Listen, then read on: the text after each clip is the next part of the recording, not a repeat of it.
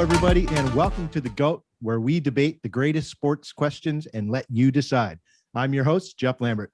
And today, as always, I'm joined by my co-host and partner in crime, Daniel. Dan, how you doing today?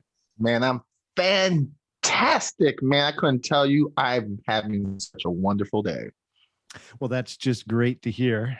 I can assume why, and we'll talk about that in a sec. But before we get into talking a little bit more about Dan's beautiful day, well, let's go into really quickly the format of this show. For those of you who may not have listened to the first episode, the inaugural episode from last week, we discussed the greatest coach in NBA history. And we set up a format, as we had discussed in our intro, to make sure that we kept this thing from going into chaos. And so just very quickly, we want to go over what you can expect when you listen to these episodes, as it is a debate show. So basically how this works is we're always going to flip a coin at the beginning of each show to decide who gets to go first. The person who wins the toss gets to present their opening arguments for their choice for the question that we're going over. And then the person who lost the coin toss will get to go second. So you'll get to hear opening arguments from both sides. At that point, we take a break to allow you to be able to just recuperate from all that information and excitement that we've given to you in our opening arguments. And then when we come back, we'll launch our counterpoints to each person's choice and allow, each person to kind of try and poke holes in the other one's argument to let you kind of finalize your decision. And then once we finish our counterpoints, we turn it over to you for the rest of the week. So you can listen to the show or you can watch, the arguments that we put together, and you can choose online. We'll put up a poll and you can vote for who you think is going to win. And we're going to keep track of these throughout the season. We're going to go kind of on an annual basis here, and you'll see the wins and losses marked up on the screen if you decide to watch us. And this is really all about bragging rights for me and Dan, because we're both, pretty filled up with pride here, and we both want to see the other one crushed beneath excellence of our debates. So help us be able to keep this show together. We rely on you to be able to take part and help us make sense of these debates that we're putting together. So with that said, that's the format that we use. Let's go ahead and take a minute and talk about episode 1, the greatest coach in NBA history. You voted. We had 7 people who took the time to go to our poll and be able to add their votes to the decision. And I have the results, Dan. So can we get a drum roll, please? And the winner of episode 1's debate for the greatest coach in NBA history is Phil Jackson. Yes. 85% of the vote. Oh, man. Jeff, I throttled you, bro. It wasn't even close, ladies and gentlemen. I have a question, though, Jeff. Did you vote? No. Neither did by I. My honor, I did not vote. I should have, but no, that would be the ungentlemanly thing to do. I actually forgot to vote. I was going to vote for myself, and I forgot. And I thought, man, what if Jeff voted for himself? Do we set a rule on that right now, Dan? Are we allowed to vote for our own choices? What do you say to that? Well, what if you believe you did not win that week? Ooh, I don't know. I say we keep it so you don't vote for yourself. I think that's fair, because we don't want to be a tiebreaker for our own debate, right? There you go. That means we need everyone to make sure they vote so that, we can get as many votes as possible. That's right. So help us by taking time to go on to the polls. You got to follow us on social media, though. So make sure you do that so you can vote every week. Dan, we had some comments from people who listened or watched the show and gave us some feedback on why they chose who they chose, Phil Jackson in this case. Give us some feedback. What did the people have to say? Oh, man. So Eli, throwing his name out there, he said, great debate. It's Phil for me. I don't care about the details. I'll never remember the nuances and arguments. I just think rings and dynasty. Our good friend Francisco says, I got to go with Phil. He has the rings. And just like I said, statistics matter. It's all in the numbers. It's all in the numbers, Jeff. The people, I got to give it to you. The people agree with me. The people have spoken. What can I say, folks? Maybe it's just that, people don't respect the classes as much. Maybe it's just because you put hammer to nail and said, look, I'm going with this stat, and you went home with it. So, I tip my hat to you, sir. Well done last week. Yeah, for sure. Remember, guys, for future episodes, you can suggest topics to us. Whatever you guys want to listen to. I know someone just recently said greatest soccer player of all time. Someone else told me greatest MMA fighter of all time. So these are things that, if you suggest to us, let us know on our social media. You can follow us on Facebook, Instagram, or YouTube at Goat Sports Pod, or by emailing us at goatsportspod@hotmail.com. Yes, you heard that correct. Hotmail. You can blame the co-host Jeff here. It was his idea to go back in time and use Hotmail. Did you know, Jeff, my first email ever was prettyboy_32@hotmail.com. I remember that, man. And that was the prequel to your later one, Afro Thunder. Oh yes. Afro Thunder _83. For those who didn't know, I used to have hair and it was a lot. So Afro Thunder was great. So yeah, we rely on your voting for each episode. So make sure you follow us on your social media to get the links to do so. Without you, our arguments descend into chaos. We won't figure out who wins. And I need you guys just so that to prove to Jeff that I am a stronger debater. Jeff, it's 1-0. I'm batting 1,000 right now. It's going to be a sweep all year. One giant sweep. And for all those reasons, folks, I would invite you to vote against Daniel to keep that ego in check. So you can help us by doing that as well. So yeah, thanks for the feedback. Great first episode, right, Dan? Having people get on and vote and give us the feedback. That's what we want. That's why we do this. This is why we love you. So anyways, before we move into episode 2, let's go over our GOAT picks real quick for the month of June. Dan, why don't you kick it off? Where do you plug in this month that you think the people should try? And just real quick to remind our listeners and our watchers, you can help us financially by just clicking on the links and checking out the products. And if you make a purchase, we get a commission. But these are products we actually use and that we recommend to you. So with that said, Dan, what's your GOAT pick? Once again, Nutrition Supercell Superfood. I said it last time. I'm just somebody who don't get my veggies in as much as I should. And I'm very health conscious. The big problem is I'm a very picky eater. I don't like the greens. I don't like the oranges. I just don't like them. So this ensures that I get, all my dark leafy greens and a bunch of other things that I need, my body needs, all my vitamins and minerals, my fiber, all of it in just 2 pills a day. You can take it 2 at once, or you can take one once and then one another time.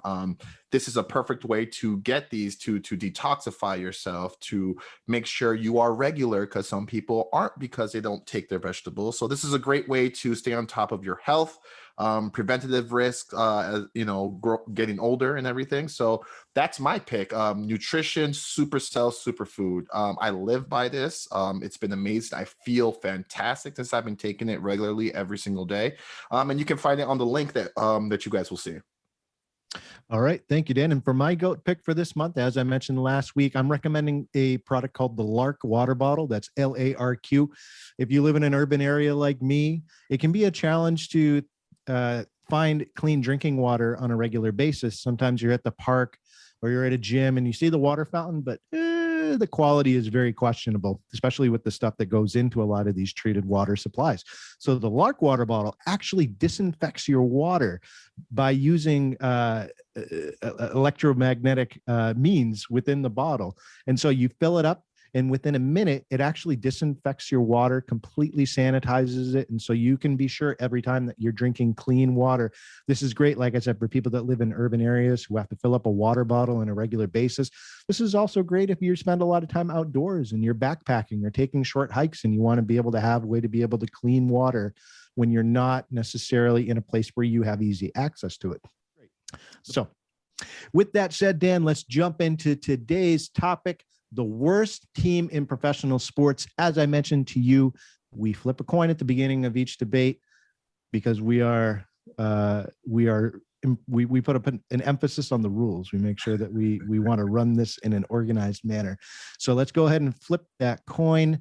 Dan, I'm going to have you call it in the air. Go. Tails never fails. Heads this time. Hey-o. Okay, right. Jeff. So for this episode, I get to go first. So ladies and gentlemen, Dan, put me on the clock.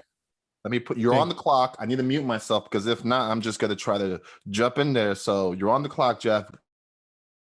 100%. Yes. Okay. So Dan, here we go. Look, my choice for the worst team in pro sports is none other than the Utah Jazz. Why, you ask? Let me start off with my main point. Team names have a reason, right? They have a point for existence. And that's usually for three reasons. One of them is geographical, like it has something to do with the area where the team exists, like it's a state bird or a landmark. So think about like the Colorado Rockies or the New Orleans Pelicans or the Toronto Maple Leafs. That would be an example of teams that name geographical significance for their choice.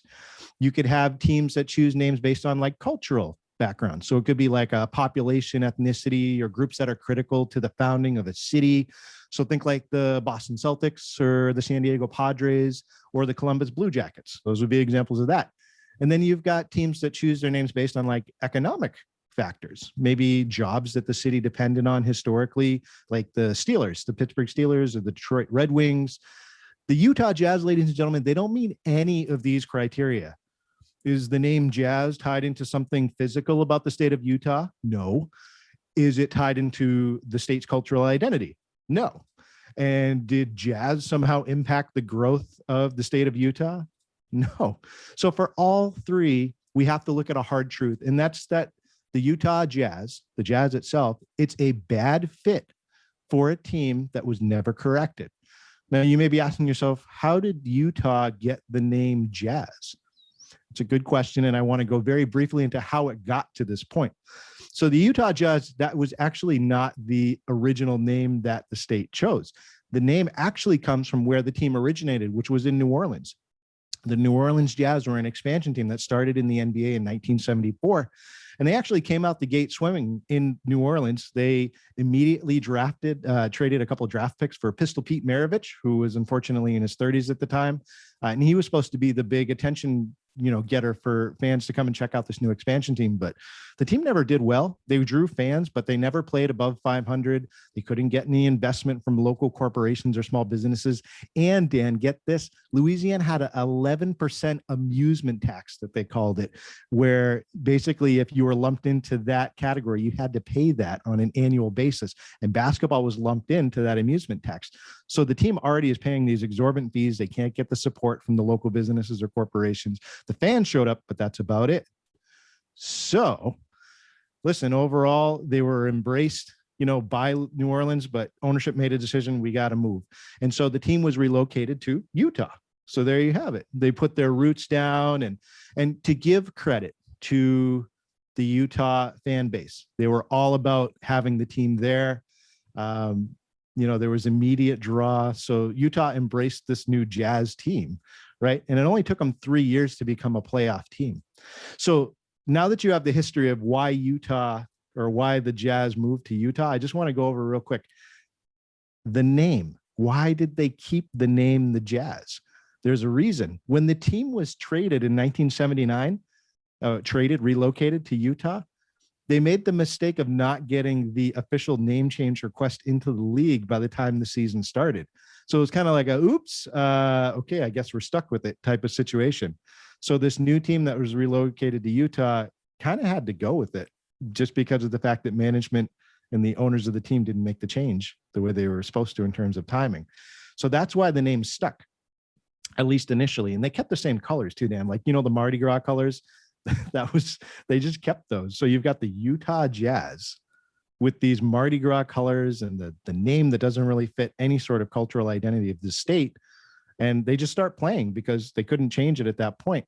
But look, overall, the big reason why the name was never changed once things started was because the team really started winning pretty quickly. By the third year they were in Utah, they had already started becoming a playoff team.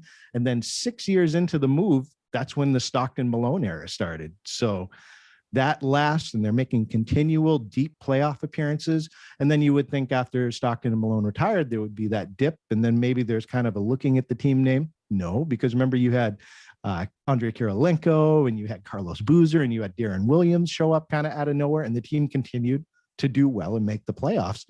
And then when that ended, you had Gordon Hayward show up, and you had Al Jefferson kind of had a career resurgence with Utah, and then you had Rudy Gobert show up, and then Donovan Mitchell. And so Utah really is a great example of kind of sustained success all the way through for an NBA team. So what's the bottom line here, folks? The bottom line is the team never really had to focus much on the naming inconsistency because they always played well. So that's the reason the Jazz name kind of always stuck around. Now, let me talk about why I think it needs to be changed. Why is it so important that Utah decides to turn this over? It's really two reasons. Number one, if success is the binder for your team identity, that's not a good thing because success is a roller coaster. A team's factor of unification for fans, it can't be winning because it's never going to be steady. You look at the Lakers, you look at the Yankees, you look at the Celtics, all of them went through their dark periods. And even though Utah has been a team that's consistently made the playoffs, I mean, that can't be the reason why you rally around a team name. And the second reason I think the Utah Jazz name really needs to be changed, it is such a bad mismatch. It's not even close in terms of what other teams have to deal with. Like, you can make kind of an argument here and there if you look at other franchises and their team names. For Utah, it's not even, you can't even put together a nuanced argument for this. Look at these stats, Dan. 90% of Utah is white and European American. Utah Jazz. Think about that for a second, okay? On top of that, 55% of the state's population identifies as Mormon. And if you think about the history of the Church of Latter-day Saints, Mormons, it doesn't really coincide with the history of jazz and why jazz exists. I mean, think about it. Jazz is uniquely African-American, and it has a long history of being frowned upon by fundamentalist religions like Mormonism. Mormons historically lean conservative. They have strict rules on dance, on secular music. And think about it, if jazz had come in any other shape or form to the state before the 1970s, most people in Utah probably would have tried to run jazz out of the region very quickly had it not come packaged up in the guise of a team name. So look, Utah's changed. Yes, I understand it's a more modern state now and it's looser in terms of its rules, but come on. The history of what Utah came from, it still clashes with what jazz really stands for. And jazz is about a lack of rules, about improvisation. And that's so counter to what Utah's history was all about. So that is my case as to why Utah really needs to change their name from the Jazz to something else. Dan, I'm going to kick it over to you. What's your choice for the worst team name in pro sports? I think I love your debate, Jeff. But my choice is the Washington football team. I'm not even sure I have to say anything else. I could literally just say the name and end my debate, but I won't. So we're going to give a little history into the Washington football team. For those who don't know, it's a team in the NFL. You listen to our show, so I assume you like sports. You know who they are. Prior to the Washington football team, they were the Redskins. If that's not offensive, I don't know what is. Imagine naming a basketball team the Negroes. I mean, it just wouldn't be right. But we gotta delve a little bit into the history here of the Washington football team, their history as the Redskins. So the founder or first owner of the Redskins was George Preston Marshall, an avowed segregationist, and he was the last owner to allow Black players to play on his team. In fact, the only reason he allowed Black players to play on his team because in 1962, John Kennedy's administration threatened to evict the team from Washington, D.C. So he decided, okay, let me integrate some segregation, some Black folk into our team. In fact, in 2020, last year, they just tore down his statue, and his granddaughter said, her name was Jordan Wright. She told the Washington Post that it was about time they tore down his statue. So his own family understood his racist past. He refused to integrate players for years to allow black players. Now, some people might say, those NFL historians might say, well, he was great for the league for other aspects. You know, he did start the halftime show and a bunch of other things that he instituted. So he was an influential NFL owner. But the fact of the matter is that he did not allow black players or any type of segregation in his team for years.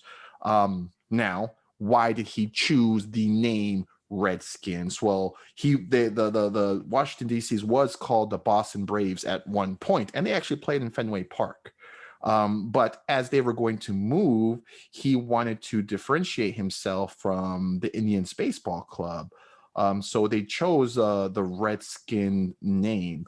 And on top of that, he decided to, in 1933, to fully exploit this Native American culture, photographing Native Americans in full NFL regalia, and using the Redskin logo as, or the Native American logo, chief logo, as their symbol for their team. People who don't know, the term Redskin, of course, is that big N word that you could use for a black or someone who's African American.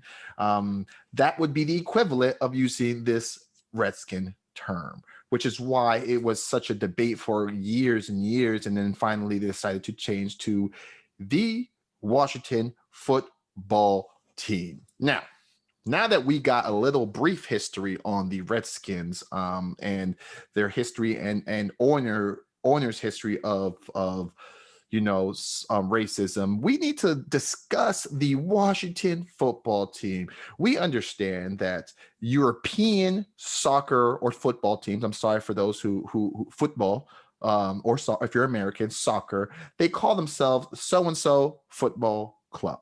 That is something that European soccer teams do. The MLS has tried to copy them, doing the same exact thing. But it's another thing for an American football team to copy a Major League Soccer team who's copying a European soccer team as far as how to name your name. The Washington Football Team. Imagine if every city decided to do that. What is it? Instead of the Chicago Bulls, you would have the Chicago basketball team. Like Jeff said, usually names have meaning, right? This was Jeff's opening argument. Jeff's opening argument was names usually have meaning to something a people did, a geographical location, whatever it may be, something. Colorado Rockies. Yes, if the Rockies are in Colorado, that makes sense. His argument for Utah Jazz, no Jazz, makes sense. But here we have the Washington Football Team that literally the only connection or that city can make is that it's a football team. Well, duh, you're in the NFL. I hope you are a football team, because if you're not a football team, maybe you don't belong in the NFL.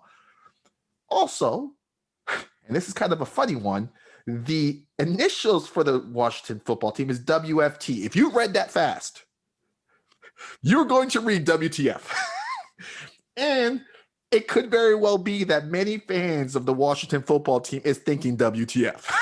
Each season, when they fall short. No offense to my fellow Washington Football Team fans, but you read that fast, it's WTF. You're not thinking WFT, oh, Washington Football Team. You're thinking, what did I just read? So imagine you're watching the game and it scores 21-0, and you have New England NE up there, and then you have WFT. You're reading that quick, you're looking at the score, you're thinking NE WTF. Who they play, but this is a franchise built on the racism against Black Americans and Native Americans, right? I suppose it may not be the worst team name. There are some crazy ones out there that even in non-professional sports, but it could easily have one of the worst pass as far as a professional team name. And that is why I'm choosing them as the worst team name, because one of your racist past that's twofold, and not just against the African Americans, but against the Native Americans, trying to exploit them of the time. Because at the time, Native Americans was almost like a celebrities, even though they weren't treated very well. It was very mystical. People didn't understand their culture or anything, so he fully tried to exploit their culture in order to, this is my team, but instead of paying homage to them, what he did was choose a derogatory name. And then you have the lack of creativity that you cannot come up. I mean, if you were the DC soldiers, I mean, I don't know, DC Monument, any DC Monument would have made sense. It's a dumb name, but it would have made sense because of all the monuments and museums in DC. But no, you decided to call yourself the Washington Football Team, because you know what? We need reminder of how bad they are, that they are still a football team. So yes, Jeff, that is my pick. The Washington Football Team. All right, ladies and gentlemen, you heard both our arguments for the Utah Jazz and the Washington Football Team, our opening salvos. Before we go into our counterpoints to help you decide which one of these you should vote for from this episode, we're going to take a quick break to hear from our commercial sponsors. All right, everybody, and welcome back to The GOAT, where we debate the greatest questions in sports and let you decide. Dan, we've put together our opening arguments for today's topic, which is who has the worst team in professional sports. I threw out the Utah Jazz. You threw out the Washington Football Club. So here we are, and it's time for us to go into our counterpoint section. You had a chance to hear both of us kind of make our opening points as to why our choice is the clear choice for this week. And Dan, since you got to go last, that means that I get to kick off the counter argument section. Yes, sir. So I'm just going to go ahead and jump into that, folks. So look, overall, Dan, I cannot argue with you at all about the need to change a name like the Washington Redskins. I mean, clearly and overtly a problem, especially in today's society where we want to make sure that we are inclusive to all people. And so when you have Native Americans saying this is a problem, we should listen. And it took like Dan Snyder kicking and dragging him across the finish line to get him to make this change. And even then it was very half-hearted, to your point where he's like, okay, fine, we're going to call the Washington Football Club instead of outright changing the name. So yes, 100%. I don't want people to think I'm saying that it's not important to change Washington's football team name. It is 100%. But I would make the counterpoint, Dan, that I think there already has been a slight change for a multitude of reasons where they went with Washington Football Club. And I think that's a good enough change where we can say, okay, let's ride that for a little while. And let me tell you why. Okay. Like you had already touched on, we know that there's other American leagues that are trying this kind of European style of naming their teams. And we see the MLS doing it.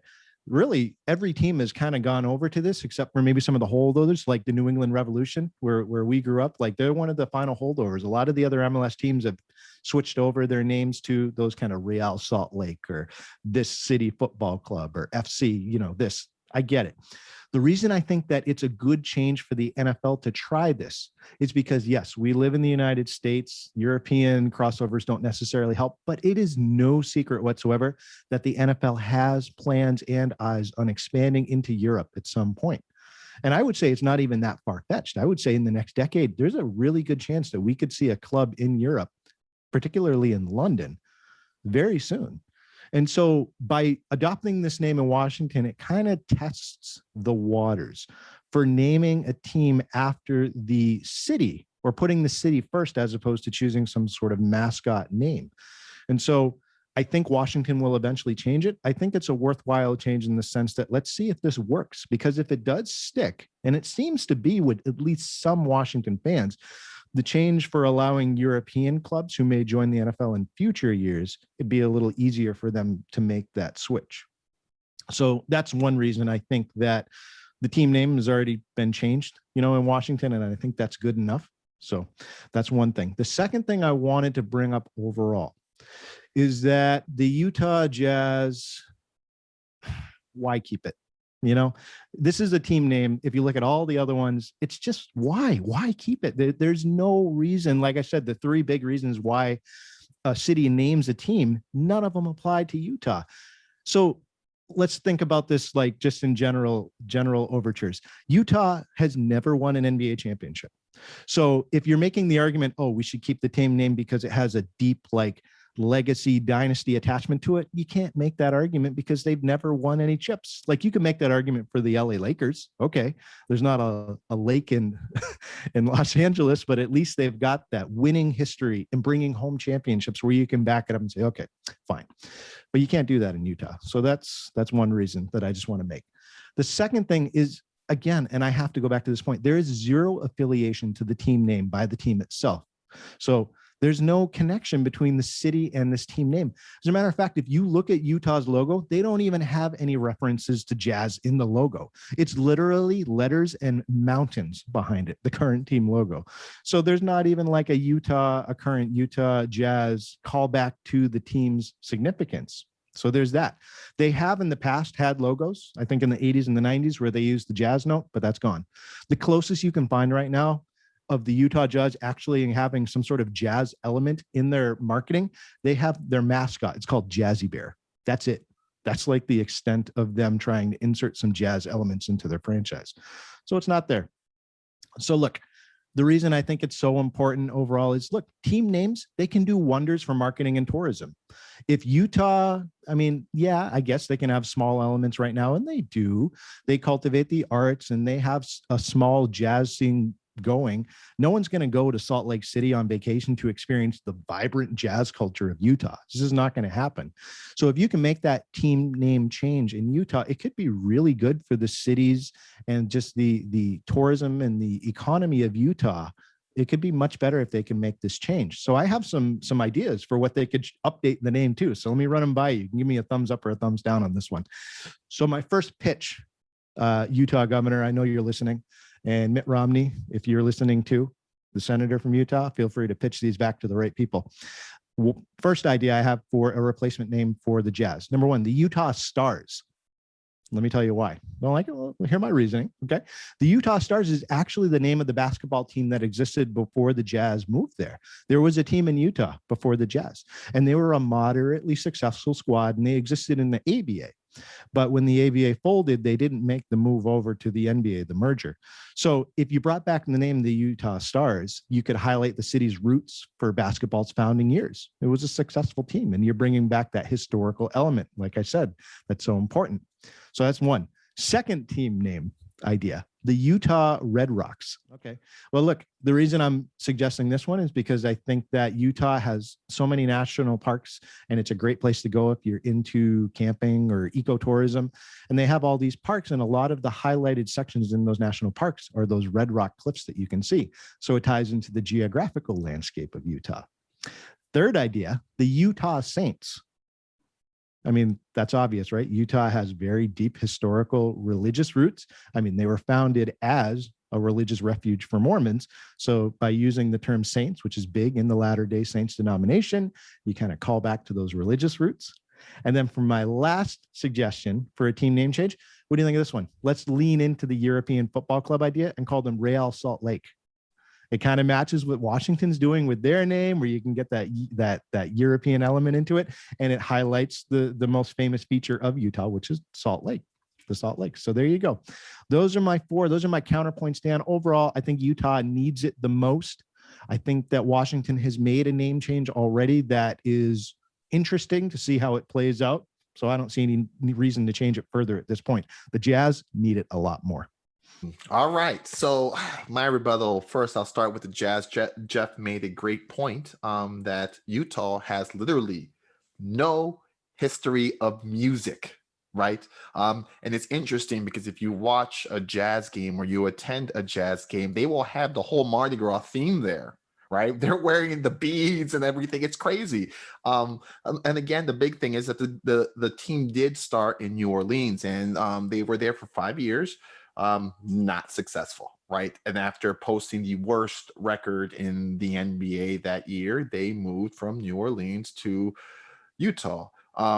Now, reasons that the ownership decided to keep it, because there were different names being thrown around, is for, nostalgia. As an owner, if this is the team name I made, I may want to keep it. That doesn't make it right or wrong, but that is the reason why the Jazz name was kept. It doesn't make sense. I will agree. If you have no if the name Jazz, it's like, the Lakers. There's no lakes in LA. So it doesn't make sense. So I can agree with Jeff there. But as far as the dumbest team name, while it doesn't make sense, I'm not sure it's dumb. It just doesn't make a lot of sense. A dumb name is something that literally, like if you say the Utah Jazz, we all know what we're meaning. If you say someone like the Washington football team, people are going to say, what? This isn't Europe, right? This is not European soccer. This is something that European soccer leagues have been doing forever, right? This is something that MLS has tried, but name me 5 MLS teams. You can't. So it's not like it's big here either. So what are we trying to do? As here in America, we do sports a little different, right? We have names. So Utah Jazz, while not making sense, it has a name. And although the main name doesn't make sense, it is not dumb. Now, the Washington football team. Again, you are a football team. We know that. Despite what the record says, despite what the score says, despite your terrible coaching, whatever it may be, we understand that you are a football team, right? The names make you unique, right? If they would have said the Braves of Washington, D.C. or whatever it may be, okay, you're still kind of copying the European League, but at least you have a name, right? But they decided to go generic, not be creative, and do the laziest thing possible of just calling yourself a football team. Dude, we all know you're a football team. We watch the NFL. We know. And just like Jeff, I do have sub-alternate names for the Washington football team. One of the big ones, you can find, if you Google it, you can find it, because this is what I think what most people wanted, was the Warriors, right? If you still wanted to keep this aspect of Native Americans or whatever it may be, if you really wanted to do that, you could be the Warriors, because that's paying homage to a part of their culture and not being derogatory in any type of way, right? So that's one. Another one could be the Red Tails, right? And Jeff, as a history buff, might like this one. Why? Because the name has a really significant part of the history of a group in the military, right? There is a lot of history behind that name. So that's another one. The Renegades. That'd be decent. It's not the greatest name, but hey, better than the Washington football team. And the last one, if you really, you DC people, New England, we're the Patriots. You want to one up them, because DC Patriots would kind of make sense, but that name's already taken. If you really want to be all patriotic, I'm not saying that this is the best name or anything like that, but if this is DC, the capital of the United States, right? Yeah, I think so. Yeah, it is the capital. Sorry, Jeff, not a history buff, but the Americans, DC Americans, the Washington, it's not the greatest name, but at least it would make sense in the capital of the United States of America. Like Jeff said, just like his Jazz point, this is the biggest point he made. It's got to make sense with the area you're in. And teams have names. And the Washington football team doesn't have a name. You just told me where you're from and that you play football. That's all, right? So that's my counterpoint. Washington football team, the least creative name possible ever, because even those weird teams in Europe have some sort of name, even if it's like FC Barcelona, whatever. At least that's Washington football team. Come on, Jeff, come on. And that is my closing rebuttal to Jeff. Dan, thank you for those insights. I kind of like the Renegades Warriors angle, because you're right. It does kind of preserve the history of the club without, keeping the racist and I guess derogatory angle, to that. And the Midwest just has problems with that, huh? Like with the Cleveland Indians right next door. That's another one that could really use an update. That needs an update bad. I don't know what it is, man.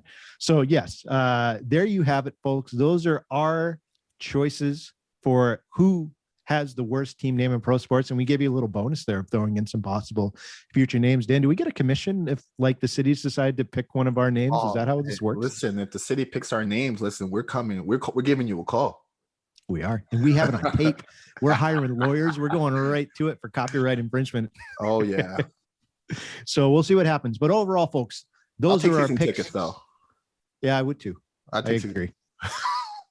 I'd be fine with that. I don't know if I'd want to see the Jazz season. Well, they're fun right now with Donovan and Gobert. Anyways, we're getting off track. Yeah. Folks, sure. we made our pitches to you. Now we need you to take part. This is like the foundation of the show. Please make sure that you vote and tell us who you think had the better argument and who you're going to choose for having the worst team name in pro sports. Dan, if people want to vote and they want to kind of keep up with what's happening with this show, how can they do that? You can go on Facebook or Instagram and check us out at Goat Sports Pod. That's where we post all our updates, polls, everything we're going through. It's there. You can email us if you have any questions about what we're doing or what you want to see. You can email us at goatsportspod@hotmail.com. Hotmail again. That's right. It's kind of sad that even if you go to hotmail.com, it takes you to Outlook. Oh, It's not even a thing. Oh, yeah. Oh, also, if you want to see our pretty faces, check us out on YouTube, and you could see us instead of just listening to us. Yeah, that's always a plus because we both, even though we're creeping up on 40, I think we still look pretty good for that age, right, Dan? Outside of my non-existent hair, I believe so. Oh, there you go. See, I'm good from the head up.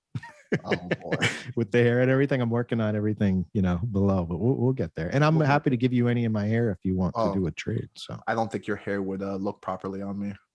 I think you'd look really good with the spike, man. We'll see. We'll see. So overall, listen to our fans. Thank you so much for tuning into today's episode. If you want to connect with us in other ways, we do have other things going on. We want to pitch that real quick. Dan, what's going on with you? How can people connect with you a little bit further?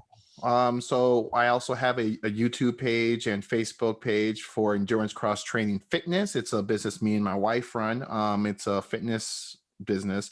If you want virtual training, if you're in the DC area and you want personal training in person, that's something that we provide. If you're looking for merchandise or anything like that, if you go to www.endurancecrosstrainingfitness.com, we have merchandise there that we sell. We have Father's Day shirts for sale right now if you're interested in that.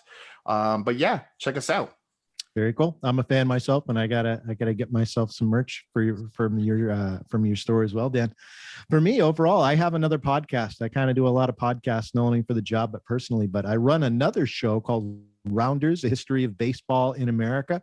So again, if you're a sports fan, especially baseball, and you want to dive into kind of how baseball has helped shaped American culture and just learn some interesting stories along the way, I put out episodes. I try to at least twice a month, but you can go ahead and follow me by just going to anchor.fm/rounders, or you can follow me on social media at Rounders Podcast and just get more of my commentary in your life. But overall, folks, yeah, keep supporting us. We appreciate it. This is what independent sports media is all about, right?